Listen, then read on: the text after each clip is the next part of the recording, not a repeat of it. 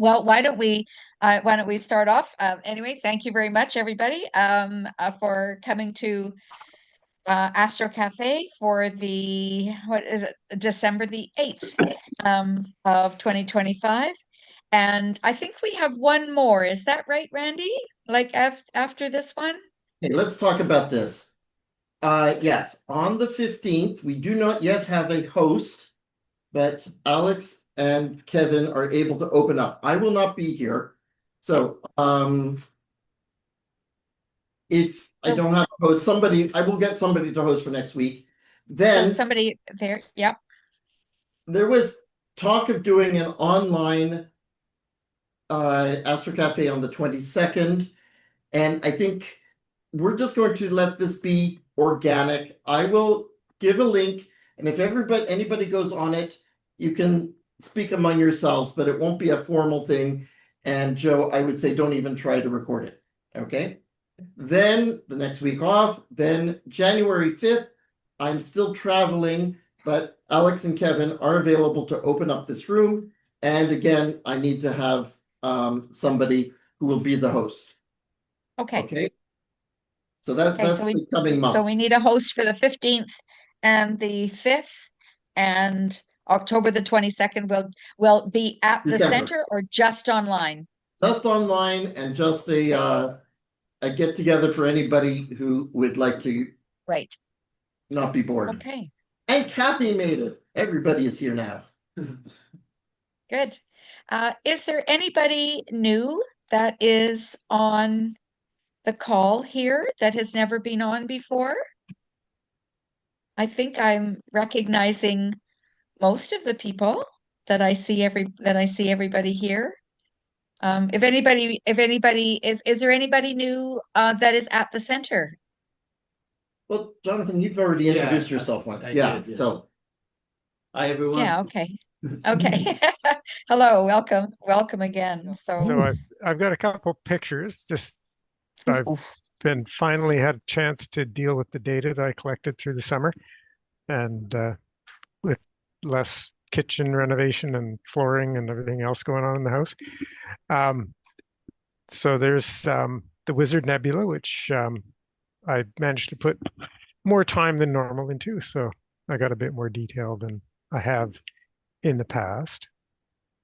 I also got a shot at the Ghost Nebula, which is always a very spooky looking. Yeah. It's a good one to do around Halloween because it's visible and it's also kind of has that vibe, but it's well past Halloween now. But I did the Dark Shark Nebula, so I was kind of on a bit of a just basically unfiltered raw kind of look as opposed to dealing with narrow bands and stuff. I wanted to get a bunch of shots that are just showing it. Where is this? Where is it, Brock? I think the Dark Shark is actually not far from, is it Cepheus? I can't recall off the top of my head. Okay. Yeah, it's the north part of Cepheus, I think. Yeah. It's very far north anyway. Yep. Okay. It's a small area. It's a small area, though, right, Brock? Actually, this is wide field. This is with 280 millimeter focal length. So wide field then. Relatively wide. Yeah, I see a galaxy there too. Yep, there's a little photobombing galaxy right around the tail or the dorsal fin of the shark. Yeah. So, and then the next picture is actually one of the first pictures taken with the 16-inch at the center of the universe. Since we Brock, there was a big did a bunch of work. Brock, there was a big debate whether this was a single or a stacked image. Oh, it was stacked for sure. Okay, that's what I thought. Yeah, it was. The seeing was not very good, and this is sort of the inaugural first time I ever attached a camera to the 16. It's not the first picture the 16's taken. There's the famous shot of Apollo 13's oxygen leak that's out there somewhere, but that was before I was taking pictures of things. So, but this one is, of course, Saturn. And interestingly, this one is kind of perplexed me at first because I took this picture with my telescope in my yard in September. And of course, Saturn theoretically was closest to having 0 rings back in March. But between September and now, it's flattened out again, Yeah. which is interesting because I think I was looking at the model of the solar system online, and you can kind of see how, because we're swinging around in our orbit, we're actually kind of getting closer to our relative position to how we saw Saturn back in March. Mhm. That's right. So- There's actually a double ring crossing, as you've noted now. Back in March was the first ring crossing. Yeah. This is the second ring crossing. So anyways, there it is. And That's the dark beautiful. band you can see isn't the ring as much as it's just a shadow from the ring. Hmm. The ring itself is pretty much indistinguishable. So It really looks, you can really tell the fact that it's not spherical, can't you? It looks like yes, somebody's pushed their thumb down on it. absolutely. So another couple pictures I took, this one, of course, was earlier. The rest of these are not astronomical so much, but they're pictures of what's gone Oh, on. good. People might be curious a little bit about the 16. Up at the center of the universe, we have a 16-inch Baller and Chivens telescope, which was built in the 60s, and it's motorized, but it had typically had sort of really rudimentary up, down, left, right. You could move it around, but you couldn't really. It was a bit clunky. The controller was pretty hilariously archaic looking.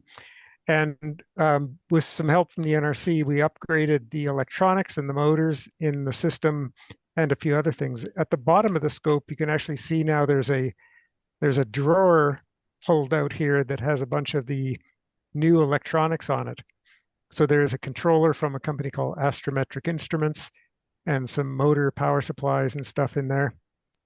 There's the little full extension slider thing I fabricated for the equipment to fit underneath. There's the new hand controller, which you just have a little kind of a joy button, I guess you'd call it, not really a stick. Looks a lot better than the other one. Looks a lot Yeah, better than the other one. I've actually seen it. It's super heavy duty. Yeah, it weighs about 1.5 pounds. It's just solid aluminum, and but it's quite nice, and it's now connected into a new. It looks like the old faceplate, but it's actually brand new. It's just kind of got the retro vibe I put in there, but the new controller is connected into that. So you flip the switch and it's up and running. And also, if anyone ever looked through the 16 before, there was a big cube on the back which you'd bang your head on. And it also only had electronic focusing. So now it's got a new visual back and a Bader focuser and a whole new set of eyepieces and stuff. So it's kind of got a rejuvenated state. And there's a picture I took off the diagonal and put on a planetary camera. And there's a new computer in there with all the various bits of software needed. Yay.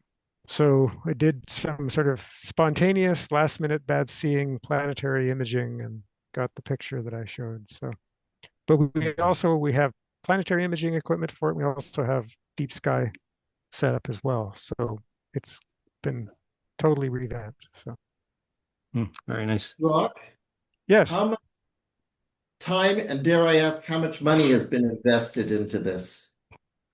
Quite a bit of time. It was a bit more of an adventure than I had hoped it would be because Always the Canada Customs rejected the equipment twice. So even though it shipped in early February, I didn't actually get it until June. And then I'd sort of planned to do the installation between February and June. And after June, we were doing a kitchen reno and basically a whole home reno with new floors and painting. And so I didn't really have the time to do anything with it in the summer. The timing was terrible. But I did eventually get it done. And we had issues with the motors and all sorts of problems. I think the electronics were somewhere in the neighborhood of about 8,000 US to get the retrofit done. So, and then there was eyepieces and other things. But anyways, it's definitely a world-class navigation system now, yeah, and motors and everything. Yeah. So on the computer now, we can actually just pull up a piece of planetarian software and say, go to, M101 or something, and telescope Mm-hmm. will slew and go right to where we want to go. So Oh, it's a touch screen as well, right, Brock? it's a touch screen. Mhm. Yeah.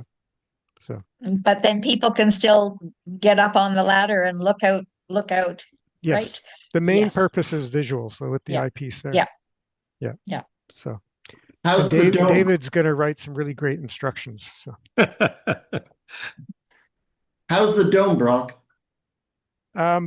it noisy and clunky, but it works.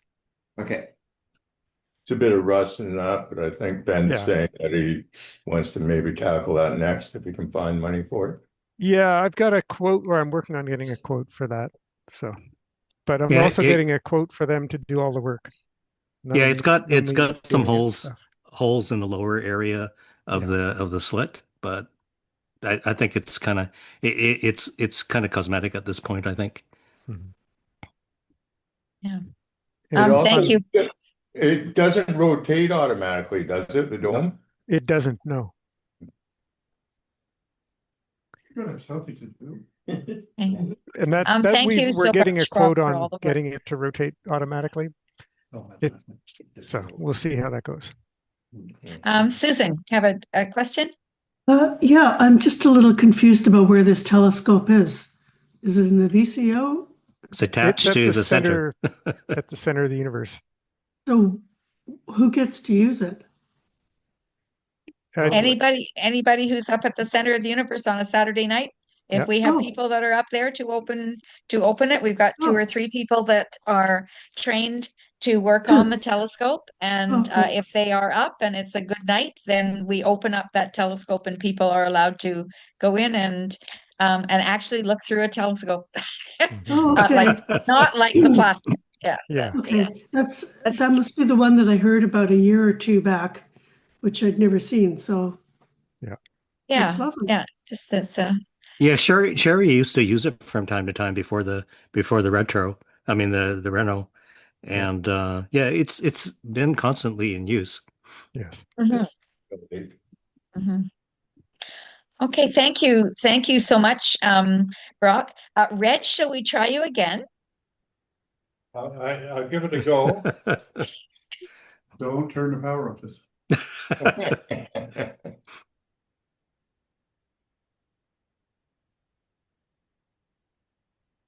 Okay. As I was saying, last Astro Cafe, we had a wonderful presentation by Phil McCausland about meteors, and I certainly learned a lot about that. But I wanted to remind people of a magical thing that took place on the 12th of December, 2014, when John McDonald went out to try and capture some Geminid meteors, and he just set up his wide-angle camera on a tracker. I think he went in to make a cup of coffee and came back out, and his very first picture was of a meteor. And then the next picture, about 2 minutes later, showed a strange thing in the sky. That night. And this continued to evolve for the next half hour. And it fascinated me, and I, of course, went down a rabbit hole with this one with John. And we had a lot of fun with it.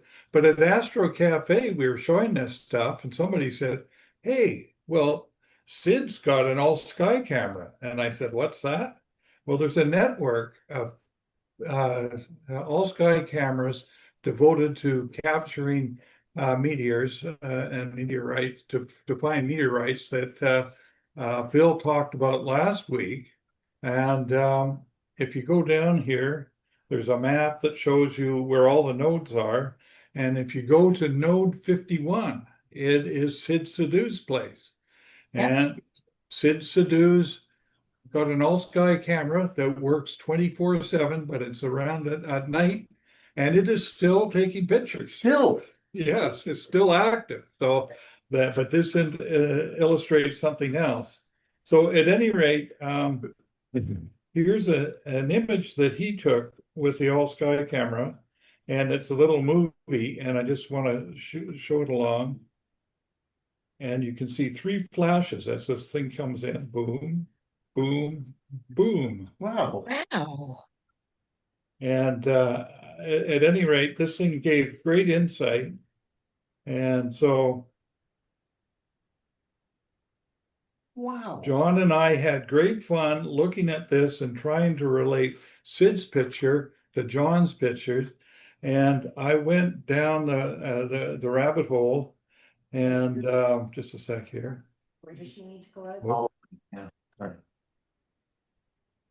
And we wrote a paper in Right.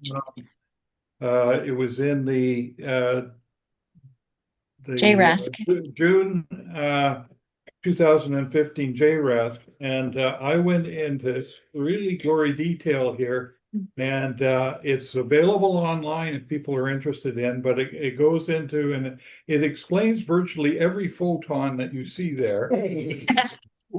We related it all, and we came up and we had stories about different zones and things like that, explaining how an explosion occurred and sent stuff off into the sky.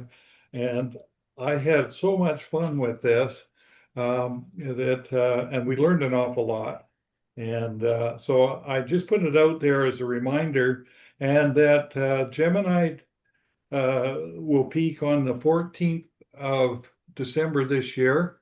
And the moon is 1/4, so it might not be too bad to go out if skies cooperate. Just one thing about the Geminid, it is basically based on a rock comet, a comet that comes so close to the sun that it gets up to a temperature of about 800 degrees and boils off particles from the rock comet itself. And quite an interesting thing. It's very close to the sun as it goes around. So plenty of information there. Just thought I'd let you know. And I will sign off now. One comment on Reg's Geminid report is it favors early mornings. So not that you're not going to see anything when it gets dark, but but if you opt for like an early morning viewing, it might be even better. But it is waning crescent, so we have a good chance of seeing some meteors. Thank you, Reg. I had forgotten that you had written that big article in JRASC, and I'm embarrassed to say that I couldn't remember that. So now I'm going to have to go back and have a look. So thank you. It's heavy sledding. Good luck with that. But you also gave a presentation just at UVic. You and John, Yeah, you know, gave something to us there too. I was so excited you couldn't shut me up. Yeah, that's it. There we go. Okay. Randy, do you want to give your things, or should we go right No, into I'm gonna Dennis? pass it's my computer, but I'm gonna pass it to Dennis. All right. And because as usual, I'm delighted when there's no time for me to give one of my talks. That means that we're doing well. Okay. So for those of you that are not do not know Dennis, he is the former director of the HJA. He'd have to give you the dates. I can't quite remember now.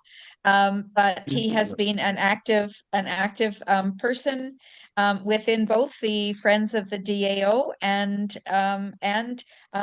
with some of the RASC things as well, as doing all of his other work. He's also the, I guess, unofficial historian and archivist of the DAO, and so knows more. Talk about rabbit holes. Dennis knows more about rabbit holes, about the history of the Plaskett and the DAO than just about anybody that I know. And and I'm really happy to be able to have him give this presentation for you. This is a very specific rabbit hole, right, Dennis? Very specific. Yes, Right. yeah. So, all right, I'm going to hand you over to Dennis there. Thank you. Thank you for that introduction, Lauri. Yeah, so yes, I have migrated into doing a lot of historical stuff. I sort of got interested when I was director, and it was the centennial of the observatory, and I was doing a lot of stuff about the history then. So we sort of know the broad story, and actually a pretty well detailed story of the building of the telescope, 1.8 meter, the guy who built it, Peter Broughton did this award-winning biography. It's a fantastic book, and I'm reading it a second time, and I'm just so impressed by the amount of work and the details and everything that went into it. So I had dinner in Toronto with Peter and Randall in September or probably early October. And anyways, Peter wanted to have someplace safe to keep all his documents that went into the book. So I have them in my office now. And RC arranged to ship them. And I haven't opened the box yet. So, but I was in Ottawa myself, and I spent 2.5 days in the archives, taking a lot of pictures of documents, probably a lot of the same stuff Peter did, but maybe with my own lens and what I selected. So yeah, so we had this for the FDAO, we put together this community stories on Digital Museums Canada, based on Dan Posey's master's thesis. So it's a good story. I mean, the telescope, the people are a great story. So I went to the archives in Ottawa, and it was like almost 6 years late, 5.5 years late, because I had a trip all planned to go there, paid for by NRC. I'm still working in March of 2020. Yeah. Good timing. Yes, and so I never made it. So anyways, I finally got there. Cool place, amazing place. So I'll look at sort of, I mean, there's like a lead up to it, but there's this one week I found in 1914 that's pretty amazing. So background, so Plaskett first came about the idea of building a new telescope for Canada when he was working at the Dominion Observatory in Ottawa, and he was at a meeting of the Solar International Union or something it was called in Pasadena. He did a lot of work navigating the bureaucracy, getting support from astronomers around the world, from other scientists in Canada, and the Dominion government, as they refer to themselves, approved the project in 1913. In the spring of 1913, Plaskett took pictures traveled west to Victoria and went down to California and then back east, and took pictures of some of the potential sites. And I discovered that based on the weather, just looking at the weather observations, Penticton was the preferred site. So, okay, it ended up here. So here's a picture Plaskett took of Lethbridge, March probably, of 1913. Looks pretty cold. I mean, this looks cold. And windy. And probably windy. Yeah, and then there's somewhere along in the Rockies, I figured out the name of this place because there's a sign there pointing to some mountain, and I can't remember the name of it. So, the train, I mean, it's a steam train. It had to stop every once in a while to fill up with water. So they had regular stops. There was CPR built hotels along the way. So there's some of which don't exist anymore. Empress still does. There's a view from Clayton, from Mount Campbell, which is east of downtown. Off in the distance, people have been up there. There's a canal that connects Okanagan Lake and Skaha. Nice straight canal. Well, if you look back there, you see this windy stream and marshy. And it was all, back then, it was no canal. It was just a meandering stream through marshes and Indian hunting grounds and all sorts of things. So very different place in 1913, as you might expect. And then here's a picture Plaskett took in Victoria in 1913. The Sequoia was just a bit smaller back then. Off to the far left, we have the first original CPR station building, not the one that's there now. And that building in between, right next line of sight to the tree, is the James Bay Athletic Association building. But the tree is still there. So here's a letter. 1913. Plaskett is he's in Pasadena. If you look up there, it's the Hotel Maryland in Pasadena, California. He's made his way down there. So Dr. King, William King, is his Plaskett's boss in Ottawa. I enclose a rough report on my preliminary survey of 3 suggested localities. And there was 4, but so I don't know when he's referring to 3, they probably ruled out one of them. Probably the Rockies or Lethbridge is my guess. You will see from it that Penticton seems to be on the whole the most suitable, but the decision can only be reached after we take some data to look at the scene, transparency, temperature gradient, and velocity of the winds. All the things you worry about when you're going to put a telescope somewhere. At first thought I would not bother with photographic records at Victoria, but after had left there, I thought that it would make the whole matter more complete if they were carried out. And he wrote to Napier Dennison, who ran all the weather observatory here, established weather station in Victoria, to see if he could arrange this. So I'll come back to this idea of getting pictures of stars. They actually arranged for the sites for someone to take pictures of the night sky so they could look at the image quality, I guess. Do you think the Gonzales Observatory was up and running at that time? Well, it was a weather observatory. I guess I don't know if there was a telescope there. Well, there's a big dome. Yeah, there must have been then. There was. There was, yeah. So Dennison is the guy that took the observations. I'll come back to this again in another context. I reached Mount Hamilton March 26th, and here last Sunday, I am having a very interesting time. He's talking to astronomers about telescopes, what he should do, asking all their opinions about various things.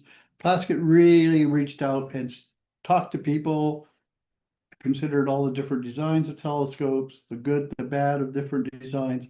He put a lot of effort and thought into what he wanted in the telescope here. And then it goes on. And going to the mountain this morning, I hope to leave here on Saturday and we'll reach Ann Arbor about next Thursday, April 10th. So he was completing the loop. I think it would be desirable to pay a visit to Warner and Swayze in Cleveland before returning, just to get their ideas about the mechanical design. So anyways, there's a nice long letter back to William F. King from the Maryland Hotel in Pasadena, and there it is. That's what it looked like. A nice colored postcard, classy looking place. Plaskett stayed at the Empress. He stayed pretty nice places, I think. Yeah, but just a cool looking hotel. So later 1913, Harper actually did site testing. So he went to the sites and spent a few nights each one, looking at making observations of double stars to estimate the scene, doing temperature measurements, a lot of stuff. A big paper published both in the publications of the DAO and RASC. And here's what he wrote about Victoria. The elevations in close are mostly to the northeast of the city, where they would be affected by the city's smoke driven by the prevailing southwest winds. Mount Douglas, 725 feet, some 5 miles out in the park reserve, was considered. Mount Newton, some 14 miles north, also offered advantages, but it's being extensively wooded. But Little Saanich, 732 feet in elevation, 7.5 miles from Victoria, being close to the main road between Victoria and Sydney, and similarly close to the electric line, seem to possess advantages outweighing the others. So, yeah, urban line right there. Yeah, no, that's good. That's where they got the power, right from the BC Electric Railway. So here's a thing, an invoice or something forwarded to King, in account with George, forget the middle name, George Fraser of Penticton, BC, 2 months to photograph stars. So he hired this guy, George Fraser, to take pictures of stars in Penticton so they could have all these observations from the 3 sites they were considering. And Last get down there, work performed, charges fair and just. He signed off on this and asked the government to pay George Fraser. And on the right, you'll see that the senior accountant sent a herewith departmental check number 1153 in your favor for $25.55. The stand for the camera, 75 cents. Yeah. Okay, now, the interesting thing about this, to me, what's jumped out, I laughed actually. George Fraser was Plaskett's brother-in-law. He was managing the fruit fruit packing thing in Penticton. Yeah. So anyways, he hired someone they knew, I guess, and thought, I need somebody, so might as well get somebody I know. So jump ahead, 1914, February 28th. Will seek to form center in Victoria. Dr. Plaskett wishes to interest amateur astronomers in creation of branch. So Dr. J.S. Plaskett, astronomer of the Dominion Observatory, Ottawa, is visiting the city to carry out some scientific observations he is making in connection with the visit. Proposes to organize a branch of amateur astronomers known as an astronomical center. Sound familiar? Dr. Plaskett told the Times this morning he thought that the time was particularly ripe for action as these circles organized in some 6 or 7 centers in Canada were doing much good and interesting the general public in the study of the stars. Then this part I highlighted. The visitor, who met members of the government yesterday, does not disclose the object of his visit to Vancouver Island. All top secret. But it is not directly connected with the new observatory to which he has paid a visit. It's the Weather Observatory. Oh, I know. It turns out I checked in the newspapers, and the Gonzales Weather Observatory had just opened a few months before his visits. But I was pretty confusing at first. I thought, what? Plaskett is the president of the Royal Astronomical Society of Canada and one of the more foremost members of his profession on the continent, which is very true. So there he is. He's in town February 28th. Yeah. Let me just jump ahead a couple of days, and we have a letter to Sir Richard McBride, Prime Minister of British Columbia, as his letterhead. Well, I'll show you his letterhead. He's the Prime Minister of British Columbia. Back then, there was no consistent term for Premier, Prime Minister of provinces. Both were used. He wasn't doing a Donald J. Trump and bumping himself up in stature, but dear Sir Richard, please accept my share of thanks for your kindness in placing your car at the disposal of Dr. Plaskett and myself for a run to Malahat Park on Saturday afternoon. The Premier let McCurdy, Arthur William McCurdy, who this is letters from, and Plaskett use his car to look for sights for a telescope. The doctor was delighted and will express his thanks to you in person. It was too late to go further at night, but this morning I drove the doctor over the remainder of the drive. We had glimpses of the moon. He's telling the Premier about the moon and Saturn before the 16-inch existed. Tomorrow the doctor will spend in examining various localities upon the Saanich Peninsula. So if people don't know about Arthur McCurdy, he was Alexander Graham Bell's private secretary, made his money inventing various photographic equipment and selling it all to Kodak. In fact, if you look in the city directories for when McCurdy was here, he had a house in Esquimalt, and in those days they gave your profession or what job you did or whatever in the directory. A.W. McCurdy, inventor. That was what he called himself, inventor. So Soon after Malahat opened, he bought property up off the Malahat and built a beautiful log house up there. It's right on the edge overlooking Phillipson Arm. His granddaughter still lives there.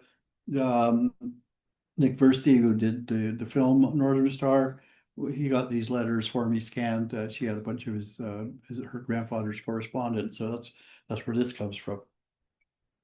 So now this Plaskett gave a lecture on March 4th. At the close of the lecture, by special request, Plaskett remained and addressed a number of those interested in forming a center of the Royal Astronomical Society of Canada. He explained the aims, headquarters in Toronto. Annual fee was $2. Which entitles members to the regular journal of the society and etc. A meeting of those interested has been arranged to be held in the King's Daughters Rooms, Courtney Street, tomorrow at 8:30 o'clock. So I had to investigate King's Daughters Rooms. They were on Courtney where the library is now. So whatever, at some point between 1914 and when the library went up. Anyway, that's where they were. It was used as a meeting rooms for the public. So anybody interested, unable to join the meeting, give your name to Napier Dennison. So you see, we're getting there. Okay, the center's gone from just an idea where it actually might actually happen and get formed. So here's a letter written by Plaskett to Sir Richard McBride, Premier of British Columbia, in the Empress Hotel, March 5th. Dear Sir Richard, with reference to our conversations regard to the location of our 6-foot reflecting telescope, I beg to submit the following. The selection of location of the new observatory will soon come up for a decision by the Dominion government, the places under consideration being Victoria and Ottawa. So here we are, March 1914, and there's been no decision yet on the location of the telescope. It goes on to say, the astronomical advantages are decidedly on Victoria, higher quality and much greater quantity can be done here, higher quality work and greater quantity. On the other hand, additional buildings required by the observatory located far away from Ottawa will cost in the neighborhood of $70,000. That's much. Yeah, to this must be added the cost of separate astronomical library. Oops, and additional equipment, as well as the expense of the land or road and of water and electric power. He's making a case like it's going to cost the government a lot more if we put the telescope here. The whole makes a rather formidable additional outlay, and there is some doubt whether the government would favor removal under these circumstances. So, I am, however, strongly of the opinion that if your government would provide the land required and would build a road to the site, the new observatory would, on the recommendation of the chief astronomer, be located in Victoria.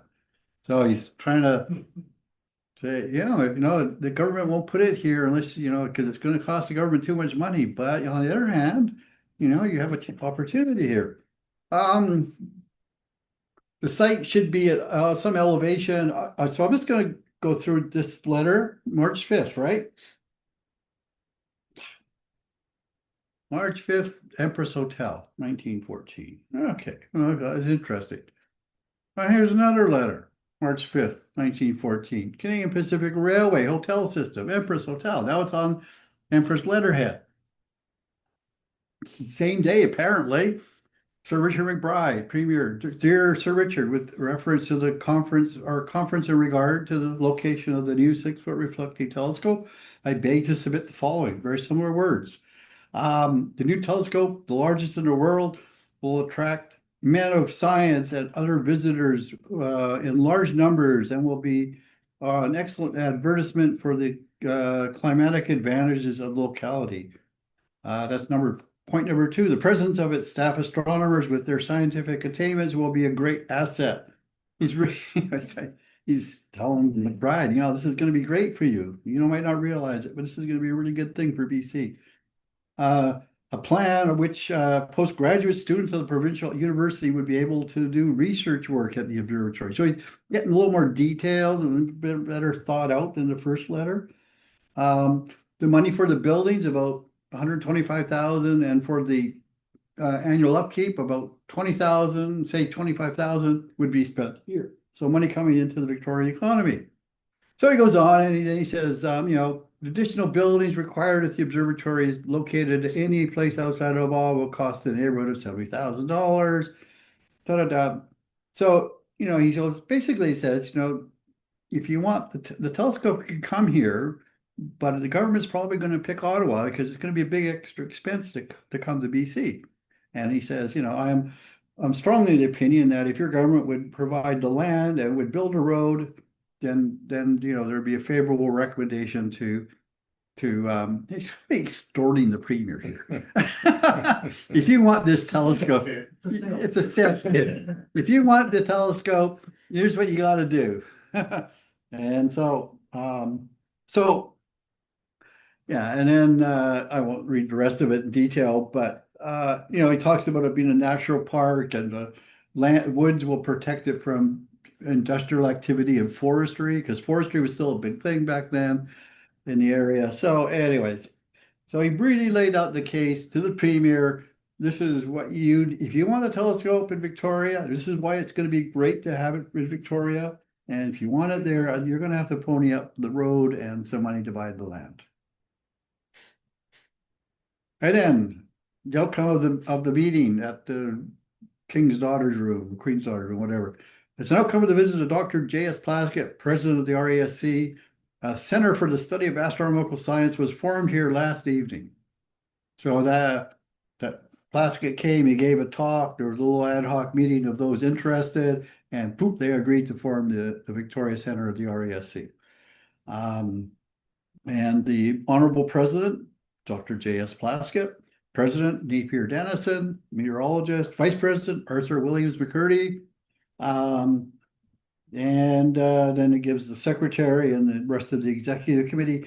And, there's some other letters here. We have George Enkin, Chief Geographer, Provincial Government, and I have a letters Plaskett exchange with him to get the Little Saanich Mountain renamed to Observatory Hill, which did happen. So anyway, RASC Victoria Chapter Center is formed. And there we have the first council. There's Plaskett seated in the middle. To Plaskett left is Napier Dennison. Standing behind him is Arthur Williams McCurdy. And then the rest of the executive there. So I'll just mention this image. I grabbed a pretty low quality JPEG off the RAC Victoria website and then used AI to make it represent good. I mean, I have a copy in my office, and there's a couple more around the building. I could have scanned them, but it was just easier to do it that way.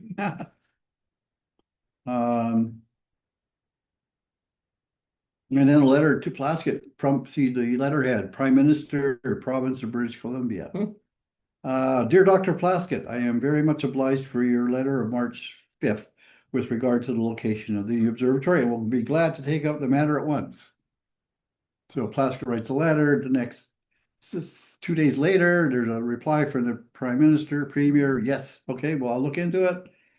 And then on the 10th, 5 days after Plaskett wrote the letter making the case, and with reference to your letter of the 5th instant addressed to the Honorable Sir Richard McBride regarding the location of the proposed new observatory, the matter was laid before the Executive Council of the Honorable Premier, and I am instructed to inform you the government of British Columbia are prepared to grant a sum of $10,000 towards the purchase of the site, and also to provide the necessary sum for construction of a road to the observatory, providing the government in Ottawa decides upon the location of the observatory at this point.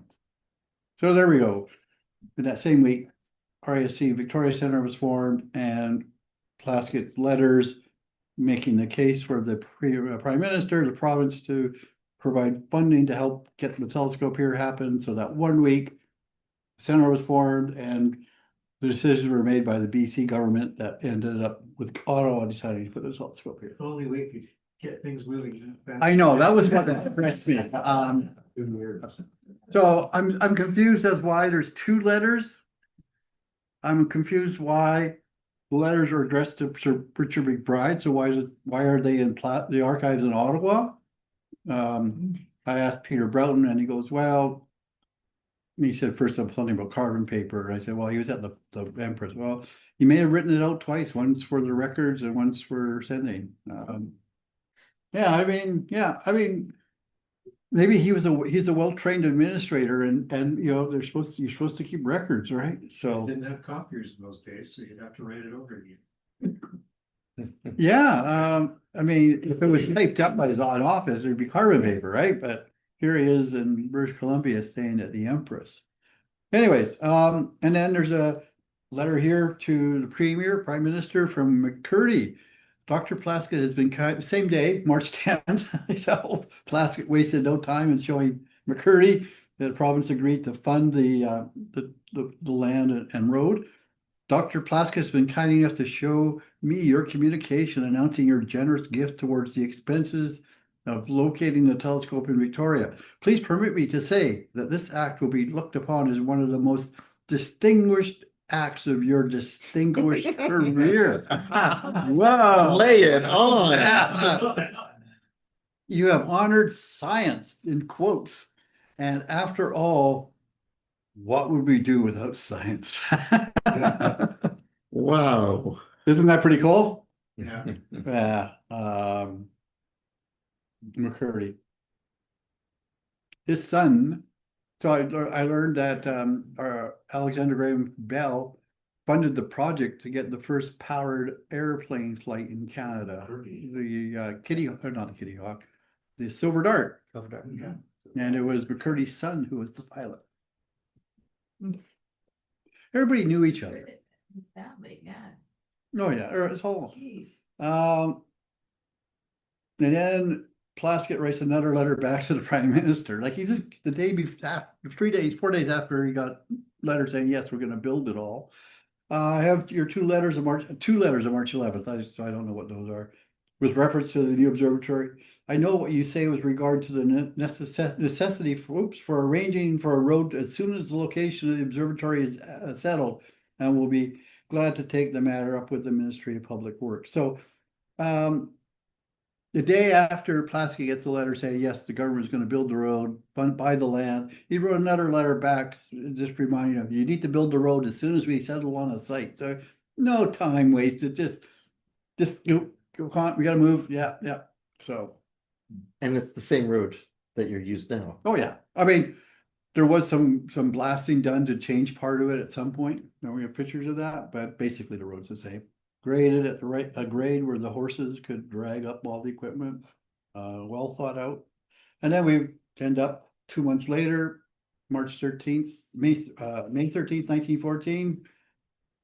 There we go. The huge telescope for Victoria. So even in early March, the site had not been decided. I thought it had been decided earlier, but apparently not. So, so that was the week in March 1914 where the RASC Victoria Chapter Center was formed, and Premier BC made the commitment. The government of BC made the commitment to help fund the telescope, and that made the government, Ottawa government, say yes, we'll put it in BC.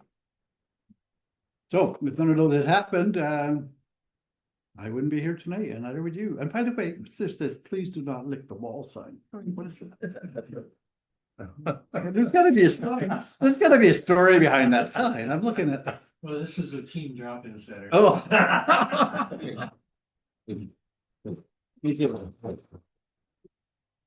I'm looking at this sign. Any questions? David Payne has got his hand up. Thanks. So he was writing to the premier, so he must have decided Victoria after exploring Penticton. Yeah, after Harper's measurements, it became clear that Victoria was the preferred site. Yeah, but he didn't write a letter saying, well, if you give you some land in Penticton, it might go there. No, they had decided that after doing, doing the site testing, as we would call it now, that Victoria was definitely the place where they wanted the telescope. So, yeah. Yeah, but if the premier had refused for whatever reason, Yeah, I don't know. That's a good question. It probably would have been in Ottawa, is my guess. And it wouldn't be sitting where would have been closed down a long time ago. So, yeah. interesting. Yeah, it's these little, things that happen that just potentially change the whole course of the direction, right? So, yeah. Yeah. Margie, So I you've got your hand up. have pictures that Oh, Plaskett sorry. took in 1913 of the hill, and he's written on them. He's got planned out where the office building is going to go. Obviously the telescope's at the top, where his house is going to go. And yeah. By the way, that house we call the White House, where the directors live, that was not Plaskett's idea where the director's house would be. That was meant to be a different kind of house for somebody else, and he wanted his house in a parking lot behind that big green building up there with views to the east over the Salish Sea, Mount Baker, south over the Olympics. It would have been incredible. And in 1928, he's still bugging the government about getting money for his house. Huh. Hey, Well, 10 years after the telescope opened, he's still trying to get money for his house. Instead, he gets to look at Costco. Margie, you've got your hand up, and then Natasha. Yes. Hi, Dennis. Two Hi. questions. Sure. One, my understanding is that before this time, observatories were not used as what we now think of as, or what we now use observatories for, that they were used for meteorological information, for surveys, for navigation. Is that the case? Yeah, in the 19th century, classical astronomy was timekeeping, positional astronomy, so looking at positions of stars, proper motions and such. And it was with the advent of photography in the late 19th century that astrophysics started. That is taking spectra of stars, measuring their radial velocity, trying to understand all these absorption lines we saw in different types of stars. So that was the birth of astrophysics, and Plaskett was adamant that it was the Dominion Astrophysical Observatory. It was not the Dominion Astronomical Observatory. It was the Astrophysical Observatory. He designed his telescope to do astrophysics. Yes, and when he worked in Ottawa was the Dominion Observatory there doing astrophysics or doing the activities you just explained? They had a 15-inch telescope that was doing astrophysics, and Plaskett was put in charge of that when he was hired. And he improved the telescope and spectrograph to help it be able to observe fainter stars, get better data. But he found that, he ran out of what he could do with it because it's only a 15-inch telescope. And so he was frustrated by that. And that was the impetus to think of, to help him think about getting a bigger telescope. And I think in Pasadena, talking to people, I think he realized it was actually, he could probably do it. He could, I can do this. Why not? I'll convince the government. So. And my second, Go ahead. My second question is, was Plaskett known only in North America, or was he? No. Worldwide. He was recognized worldwide as an astronomer. He met the king more than once, king and queen more than once in Britain, I believe. Introduced to him I have a letter that from Frank Dyson, Royal Astronomer Royal, saying it was a pleasure to introduce you to His Majesty. Plaskett, And don't forget his son. Oh, and Harry Hemley, yes, absolutely. Plaskett, just like Plaskett's star, binary system. Plaskett's astronomers with binary system. But no, Plaskett was recognized around the world. And when he discovered what became known as Plaskett's star in 1922, that was in newspapers all over the world. So no, he was very well known, much to the disdain of Otto Klotz, his arch nemesis back in Ottawa. Oh, yeah, so Wow. Klotz was a surveyor, and I was working in the observatories branch, and he and Plaskett really did not like each other. Plaskett, you read Otto Klotz is unique. He kept the diary from like he was 13, 14 years old until the day he died. Wrote every day, sometimes long scribes, other times just something. He disses Plaskett in there. He's a showboat, you know. He travels just to siphon off money to increase his salary. He disses Plaskett's wife for the way she dresses. Wow. Yeah. Oh yeah. Okay. And I don't know, many people I've told this, but he's very good. You know, every year on his wife, he notes it's Marie's birthday, and he notes her age, and for several years he notes her weight as well. Yeah, yeah. Huh? No, And at that, I'm going to ask Natasha Bentham to ask her question. Thanks, Thanks. Tasha. Hey, Dennis, good to see you after all Good to these see you. years. Thank you. That was really interesting. I noticed there was a flurry of correspondence in 1914, and it appears to all have just happened before the outbreak of World War I, which was the end of July Yes. 1914. So it was, I think, rather fortuitous that they got things wrapped up.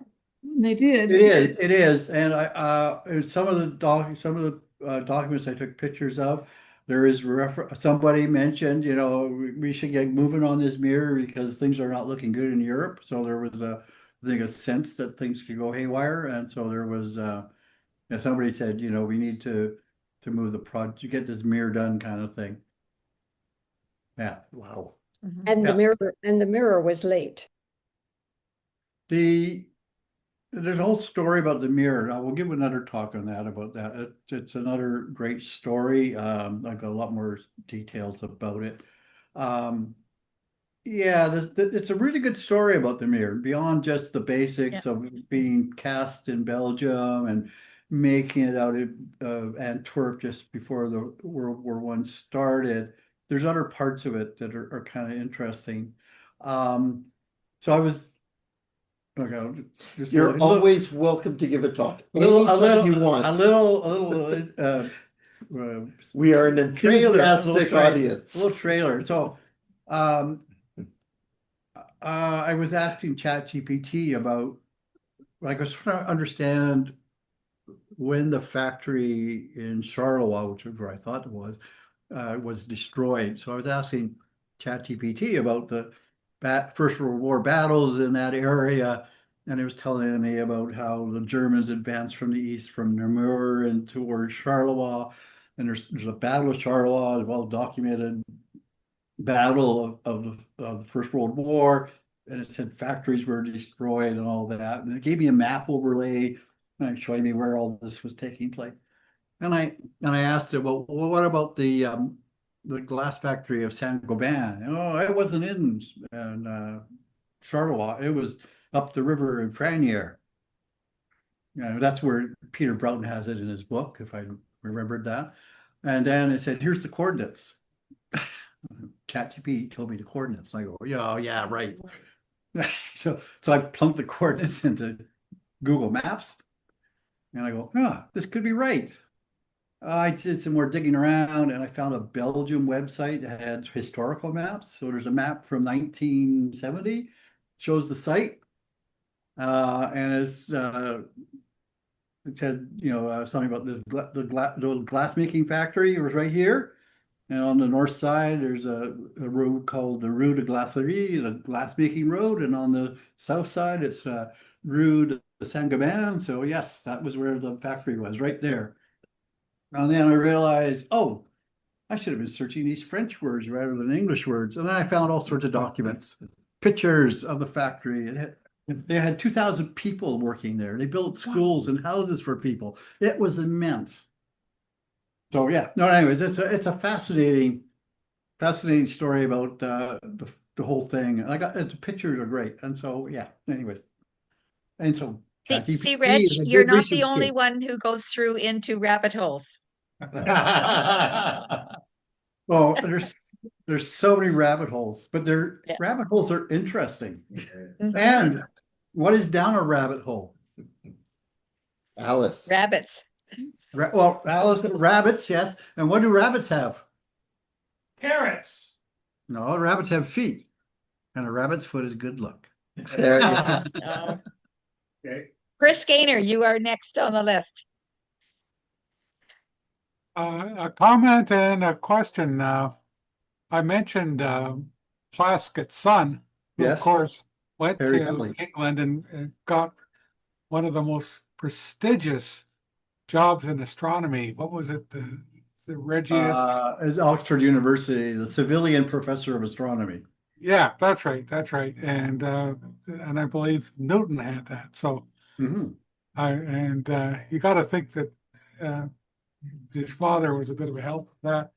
The question is, I was intrigued looking at that newspaper at the end.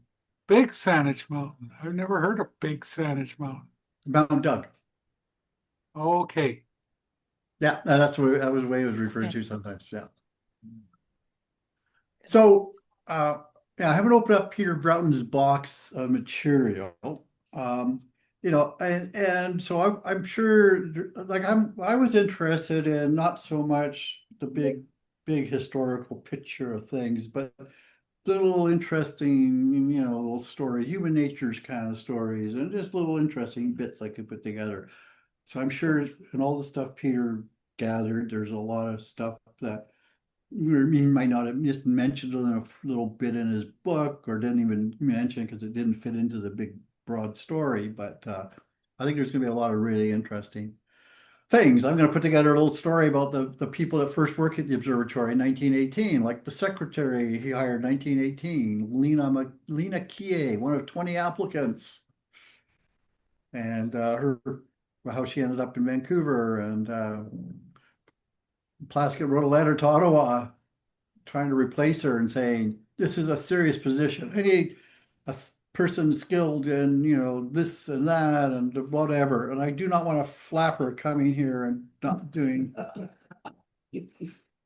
So Plaskett saying and writing, I do not want a flapper.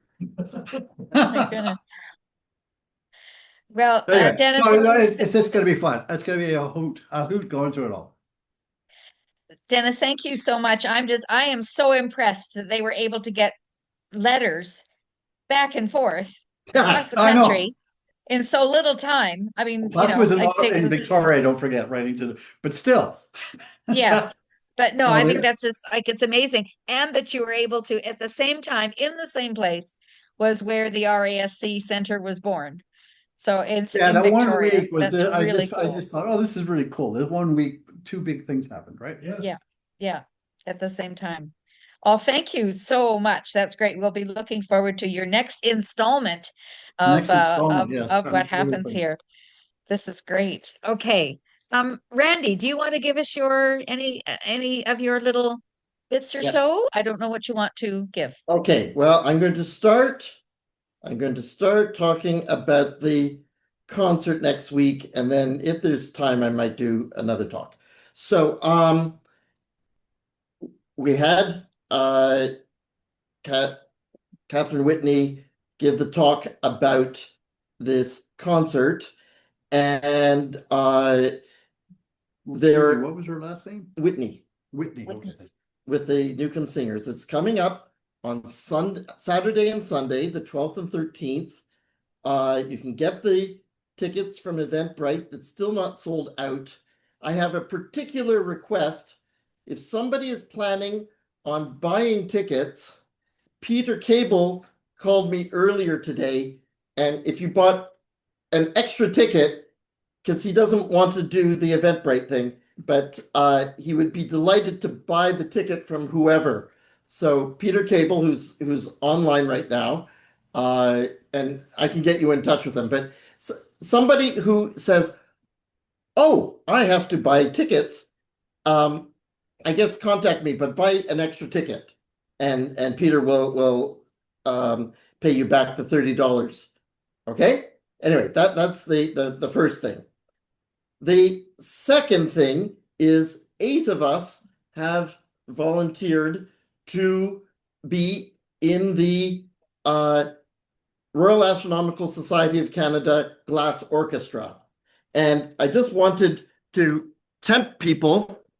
I've asked Alex to go into musician mode.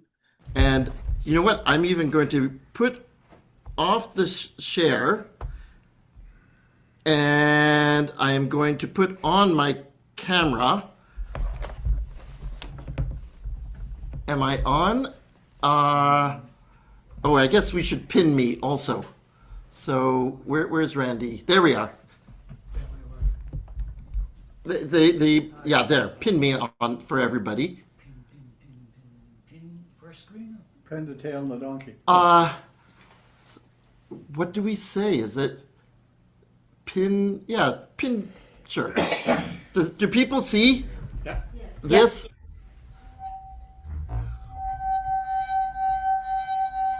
And can you hear that? Yep. And then I'm going to put some more water in.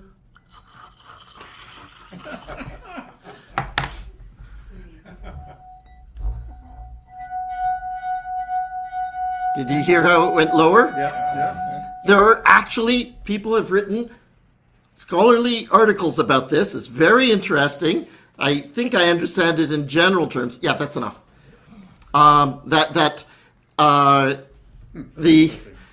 You're basically adding mass to the pendulum, so that's what's making it go lower.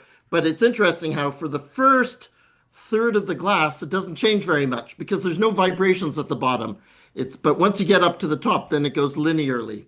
Anyway, there's a whole interesting physics about this. Anyway, for the 8 people, I will remind you, optional rehearsal tomorrow, but you have to come on Friday. And then some people are not going to both concerts, and please contact me so we can be sure about this, and come early because we have to do some tuning. Okay, so I'm going to turn off. Bring your glass of water. I'm going to bring a whole bunch of wine glasses, but if you bring your own, okay. Now that Catherine invited us to have images to illustrate the concert, and I'm going to. Are we on? Yes, we are. So now I have to put this down and go F5. So I hate to say, because I was having to do this quite quickly, I did not ask permission, and so you can be mean to me if you really want to, but I'll go through what I did choose, and if somebody says you can't use my photo, then I will change it. But this is what I've submitted to them. So for All Through the Night, this is Ken McGill's Heart Nebula. And then for Good Night Moon, this is David Lee's Waning Crescent Moon and the Pleiades. For Anang, a Star, which is by Andrew Balfour with an Ojibwe text. This is Darren DeLorme's Bode's Galaxy. Then comes The Moon Represents My Heart by Wang Chi-Shi, and this is Mike Webb's Lunar Eclipse Totality. I thought that was kind of, having the blood moon was good for heart, for The Moon Represents My Heart. Then comes Silent Night. Okay, so I have to tell you, I wanted the pictures to resonate with the piece. I wanted all the pictures to have been taken in the year 2025. I didn't want one, I wanted only one photographer per the show. Like nobody got in there twice. And it was a really fun process going through trying to fit all those criteria. Okay, this is Silent Night. This is Ron Fisher's Comet Lemon. And then this is called Mondnacht, or Moonlit Night, by Schumann. And this is Mike Nash's picture. And then this is called Stars. This is a picture by Charles Banville. And, you know, I wrote a little blurb about each one, but I talked here about how amateur astronomers love to get together under dark skies for summer all-nighters called star parties. Anyway, it's just lovely. And then the end of the first half is the piece with the glass orchestra, Measure Me Sky. No. No, Stars is the Stars. Stars by Eric Essenwaltz. Oh no, that was the star party. This is the last one of the first half. It's called Measure Me Sky, and it's Megan Meraz's picture of the Pleiades. Okay, then we break. Afterwards, then is the Sunrise Mass by, help me, Gallo. Okay, and so it starts with the spheres. So I had to put in Brock's picture. And I do say it's a bit cheating because it wasn't a picture for 2025. It was over the last 5 years, but I did say it did win our prize for the for this year. Then comes sunrise. And this is a picture I took in June at like 5 in the morning at Oak Bay Marina. Then the next piece is called The City. And this is Dan Posey's Cygnus Wall from the North American Nebula. And then the concert closes with Identity. And I put Dave Payne's Hidden Galaxy. Oh. So there you go. That's how I represent our club at this concert. Well done. Great stuff. Excellent. Yeah. Great, yeah. Great. And then I wrote up the notes on the ferry yesterday, and it was too late to go into the program proper, but they're keen on it, and so they're going to actually put it in inserts in the program. So that's lovely. Okay, so I need a volunteer who will hit go between each piece, but you get a free ticket, but you have to come both days, and preferably you would also come for at least part of the dress rehearsal on Friday. Is there anybody who says, that's me, that's my gig? Nobody's jumping yet. Well, you might get a phone call from me. There are two days. Yeah. What dates are those, Randy? So the Saturday the 13th Saturday, at 3:30 and the 14th at 3:30. So I guess I could do that. Hoo-ha! Way to go. That was the right answer. What does he win? He wins a free ticket. Oh yeah, that's right. Yeah. Do you still need volunteers for outside for the telescopes, or is that a Reg, no-go? do we need volunteers to see Saturn on this weekend? Absolutely. It's going to be absolutely beautiful. I think if it's Have you seen the thing? if it looks at all promising, I will put an email out later on this week. But right now, it looks just dreadful. Yeah.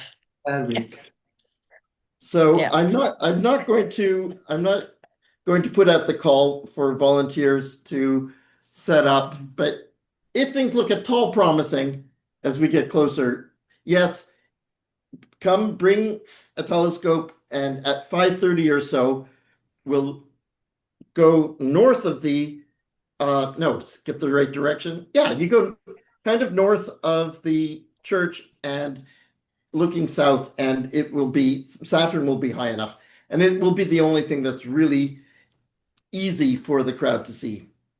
Okay, anyway, Lauri, are there other people that should be talking, or should I give my talk? I have, is there one else? Oh, Chris Gaynor wanted to give a couple of comments. Go for it, Chris. I cede the floor.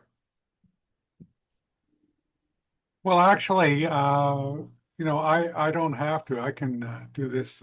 I'm going to be talking on Wednesday. So, Okay, well then I Okay. will take back the floor. How about that? So, we're going to talk today about binary stars. And for the people who were here at the telescope exchange a couple of weeks ago, they will recognize one of my cookies. And in particular, I made sure to put Mizar and Alcor on these cookies. Anyway, this is what was going to be the title when I was going to give this talk in November. And I'm kind of pleased that it's waited till now, because that means that there's been a lot of good content in Astro Cafe. And I think every time that I don't speak means we're having an excellent Astro Cafe. But you got me today, so there. So this is chapter 4 of this wonderful book that I bought last year for $10. And it's, a nice general astronomy book, lots of history, and based on 21 stars. So we're going to now do chapter 4. So first thing, or the 0th thing, is where is Mizar? And so here is a nice picture of Charles Vanville and of the Big Dipper and Ursa Major. And there is Mizar and Alcor. Charles Vanville took this picture. Okay, so shouldn't be too difficult for people to find. And it is really fun naked eye to see if you can see it. It's a classic binary star. It's been known for thousands of years. And, there is every reason for two stars to be close to each other, because there's only so much angular space out there on the celestial sphere, and sometimes they're going to be close together. Yeah, this is just showing that, they've known about this for a very long time. But then once telescopes were put up in the sky, so we're talking about 1609, Galileo perfects his telescope, early 1610, he's really looking at things, and well then this, I love this. This is actually Galileo writings, but it's in response to this guy, his student, Benedetto Castelli, in January 1617. So we're 7 years after the beginning of telescopic astronomy. And, there's a lot to look at. People hadn't been looking at the telescopic universe for very long. And Castelli actually wrote, "It is one of the most beautiful things in the sky, and I don't believe that in our pursuit one could desire better." Which isn't how I've thought about binary stars. Binary stars are pretty cool. But to say that it's the top of everything you can see, that's something. Anyway, Galileo then said, in that same month, he wrote somebody, "The middle star of the tail of Helix," okay, so this the middle star of, there's Helix, which is what they called the Great Bear, and then gives the location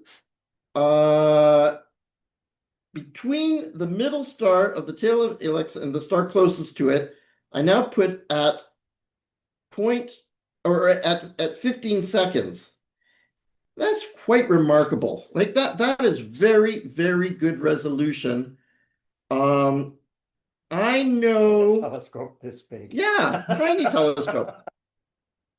You know, you can see 1 second with just a plain amateur astronomer. No, 1 minute easily. Seeing 15 seconds, that's really very good. And for him to get something that is actually very close to what the answer is quite surprising. Okay, so then comes the question, are binary stars, are double stars actually binary stars? Are they related to each other? And that took Herschel to talk about it, because you can have something far away. This is the modern view. We look from Earth and it looks like all the stars are on a single surface. But in fact, the end star of the Big Dipper is way further away. And this guy at the other end is quite a bit further. All the rest are kind of close to each other. But how do you say whether they are connected or not? So it was William Herschel. So you have to jump almost 200 years before Herschel made a bunch of arguments about it was statistically unlikely that all of these double stars that you could see were independent. There were too many of them for it to be random chance. But then in 1804, then this guy, Alula Australis, just by coincidence in the same constellation, then they were looking over time between the late 18th century and the early 19th century, and they saw that it was actually orbiting. They saw two stars change in location over this period, and that proved that they were orbiting each other. So an important, very, very important piece of astrophysics. This is a modern view of how long it takes for this Alula Australis, for the two stars there to go around each other. Okay, so that was chapter 1. There are binary stars, star systems where they are gravitationally attracted to each other and they go around each other. But not only did Mizar be one of the first that showed that to be the case, but also it was the first to become a spectroscopic binary. Okay, and so the idea is when you look at the absorption lines, do you remember that this was in, what was the chapter that talked about the absorption lines? I don't remember it. It was too long ago. But you can tell not only what a star is made out of, or at least what the photosphere around the star is made out of, by seeing what light is getting absorbed by the elements there, but you can see whether it's moving towards you or away from you by Doppler shift, whether it's made to go a bit faster away from you and it looks a little blue, or towards you is blue, away from you is red. And here are the pictures from the Harvard Observatory. We were talking a bit earlier, Dennis was talking about this birth of astrophysics. So here we are in 1887. So well before Plaskett and all the work that we're talking about here. This is a generation earlier. And Antonia Mori, very important, she was Draper. So Draper was one of the first astrophotographers. He died. His wife gave a whole bunch of money to Harvard and also got their niece, I believe, Antonia Mori, to get employed there. Anyway, she looked at these two spectrographs of Mizar. and said, look at that, boss. There's 2 lines here, and there's only 1 here. And that's important. And they looked at it over time, and they published it on the spectrum of Zeta Ursa Majoris. So Zeta Ursa, so that it's whatever, it's the Greek letters, the 5th or 6th brightest star in the Big Dipper, in the Big Bear. And they say that this very bright absorption line sometimes looks to be double. Sometimes it looks to be just fat. Sometimes it looks thin, but sometimes it even splits into 2. And they said that, on many dates, the line appeared hazy, as if the components were slightly separated, while at other times the line appears to be well-defined and single. And they then went on looking at it for many, many days, and they saw that there was a 52-day period.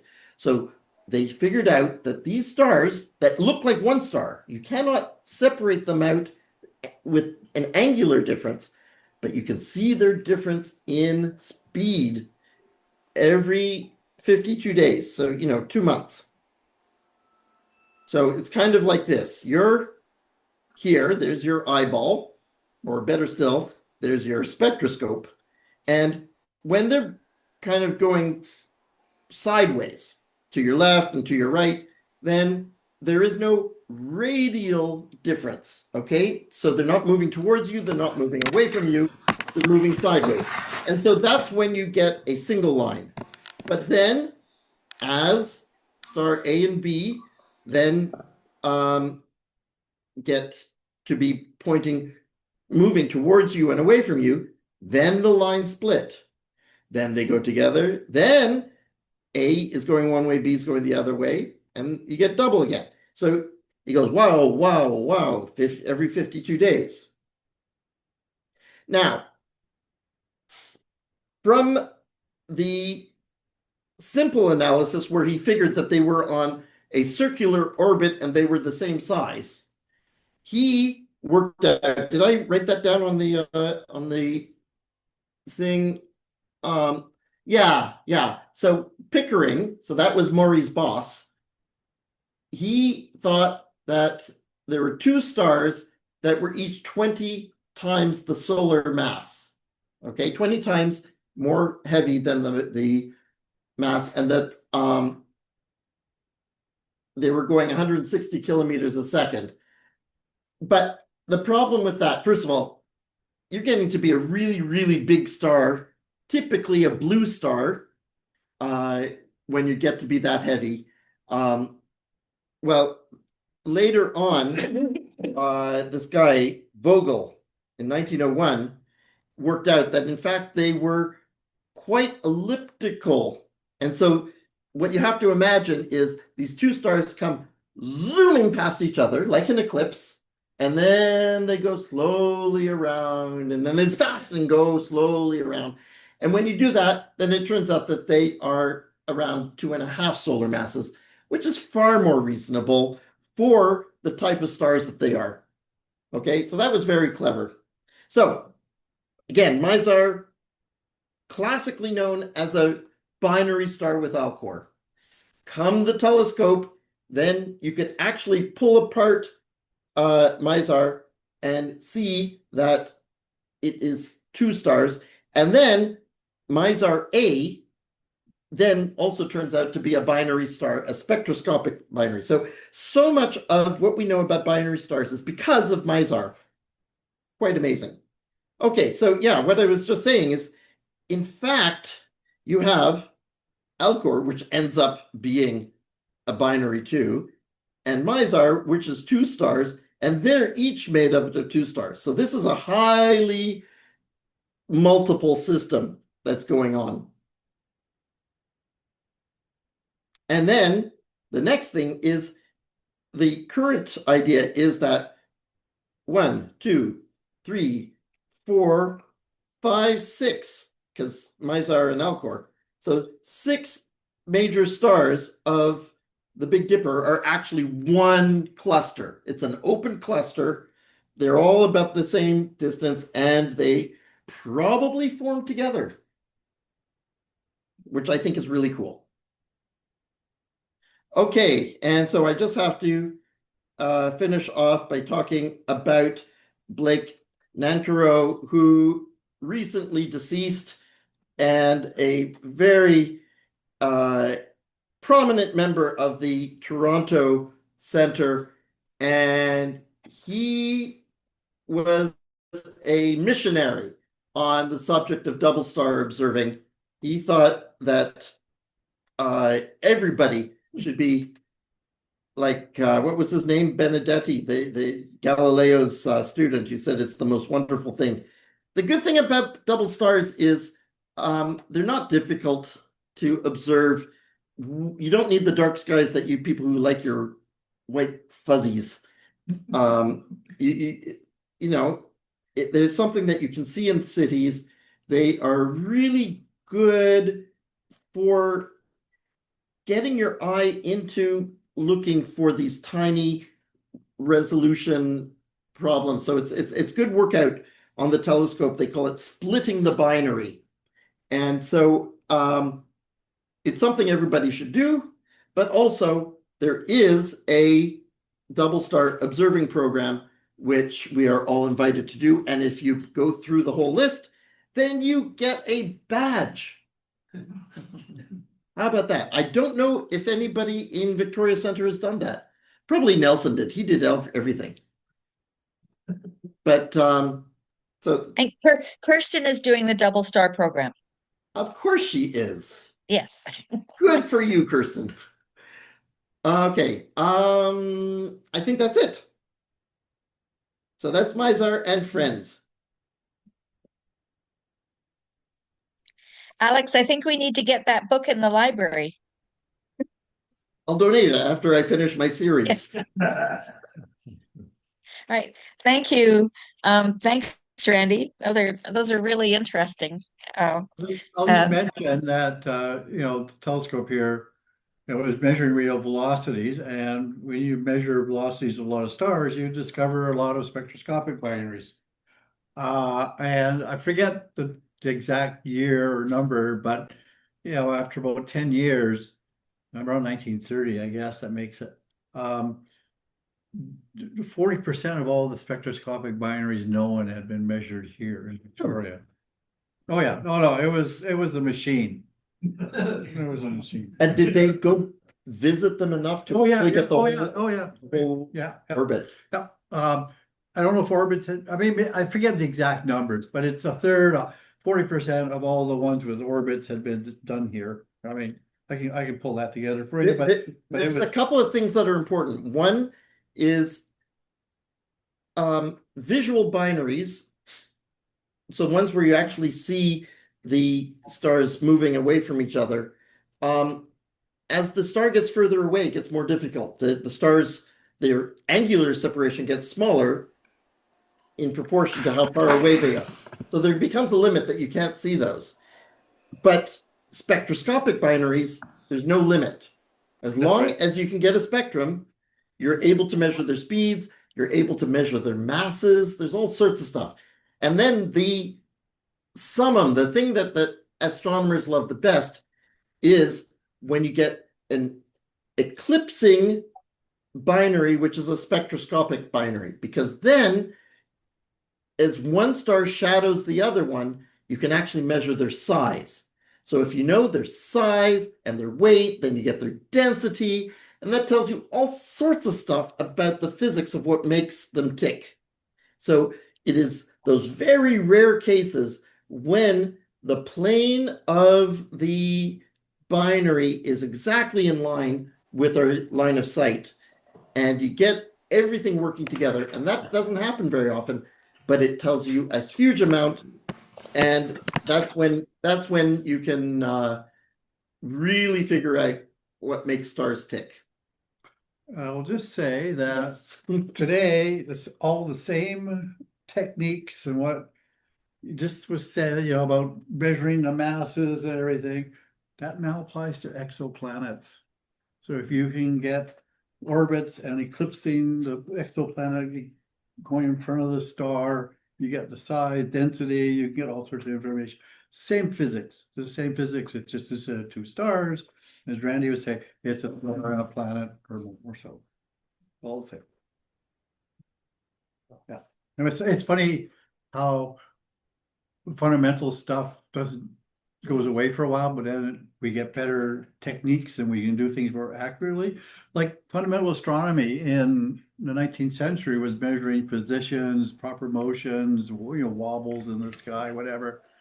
Well, we have satellites of Gaia that did the same thing, a million times better than what they could do then, but basically the same thing, very fundamental astronomy. It just was done more precisely. Oh yeah. Oh my. That's why we're here, everybody. I would just say That's other thing I think is Hello, Randy. my experience is when you show buyers Randy? start to the public, it's good. Just a minute, Peter. Yeah. I want to Sorry, go know ahead. where you buy the tickets for the concert. Oh, somebody is going to contact me buying the ticket and they'll buy you one. Two. I need Two. for my wife and myself. Two. Okay. Very good. You buy them. We'll talk some more after the meeting. Oh, okay, sure. Okay, is there anyone else? We just want to make sure that everybody knows that there is the RASC at UVic meeting on Wednesday night, and it's going to be in. Now, I'm hoping that somebody can help me with this. It's going to be in the Elliott Building, room 168. Am I correct? 162. Oh, sorry, 162. And so that is not in either of the big theaters in the Bob Wright building. Just go directly to the Elliott building and you go through the back of the building, back into the lecture halls and down and I think it's on the downstairs, in the downstairs area. First floor. Sorry, Alex. Main floor. Main floor. Oh, it is on the main floor. Okay, sorry. Thank you. Oh my gosh, I'm so glad you're here. I picked it. Okay. Yeah, so when you walk along the sidewalk, you can see the classroom. That's how you'll recognize people in the window. yeah, so it's just don't go in. You don't need to go into the Bob Wright building. So I'm hoping everybody will be able to come. It's Gerald Shiven is going to be talking about the other type of telescopes, the radio telescopes and things that we see in the really cold universe way out there. And Gerald is a good speaker and always gives some really fascinating information about what he's doing. And he is also in the Pacific choral chorus for the Pacific Opera, and so he's a lovely astronomer, and then does all these other musical things as well around on the side. So he's a fascinating man. So hopefully you will come along to that meeting on the 10th, so on Wednesday night. So and bring a friend and tell somebody else too. David, did you have your hand up?